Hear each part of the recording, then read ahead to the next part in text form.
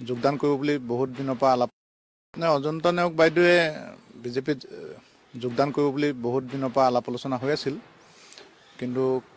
কালিতো উচ্চ পৰ্যায়ত হ'ল মুখ্যমন্ত্ৰী মহোদয় আৰু স্বাস্থ্যমন্ত্ৰী মহোদয়ৰ লগত তেখেতৰ আলোচনা হ'ল আৰু তেখেত যেহেতু কংগ্ৰেছৰ এক নম্বৰ বুলিয়ে ক'ব পাৰি এতিয়া কিয়নো তৰুণ গগৈৰ মৃত্যুৰ পাছত সেইকাৰণে তেখেতৰ যেটো যোগদান সেইটো আমাৰো উচ্চ পৰ্যায়ৰ পৰা হ'ব সেইকাৰণে আমাৰ অহা 26 তাৰিখে যি আহিব অমিত শ্বাহ ডাঙৰীয়া হয়তো তেতিয়াই হ'ব বা তাৰ আগতে আনুষ্ঠানিকভাৱে সম্পূৰ্ণ যোগদান হ'ব তেওঁৰ যোৱাৰ পিছত এতিয়া কংগ্ৰেছ দলটোৰ অৱস্থা কি হ'ব তেওঁ বুলিয়ে নহয় কংগ্ৰেছৰটো তলৰ ফালে আচলতে মোৰ সমষ্টিতে চালো তলৰ যিখিনি তৃণমূল পৰ্যায়ৰ নেতা বা কৰ্মী তেওঁলোকে ইতিমধ্যে যোগদান প্ৰক্ৰিয়া তেওঁলোকে আৰম্ভ কৰিবলৈ লৈছে আৰু যিকোনো আত্মসন্মানবোধ থকা ব্যক্তি বা নেতাই এতিয়া আচলতে কংগ্ৰেছত থাকিব নোৱাৰে কাৰণ তেওঁলোকৰ এতিয়া আটাইতকৈ বন্ধু হ'ল AIUDF বদৰুদ্দিন আজমল সেইকাৰণে তেনেকুৱা এটা দলৰ লগত কোনো এটা যাৰ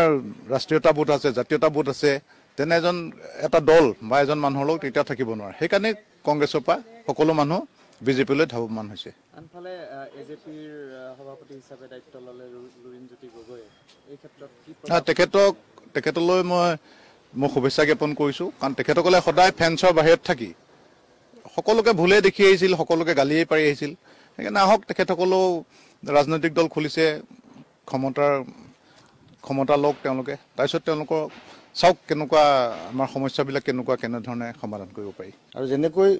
মানুহে বাৰিষা যেতিয়া ঘোলা পানী নৈৰ পৰা নাখায় মিনাৰেল ৱাটাৰ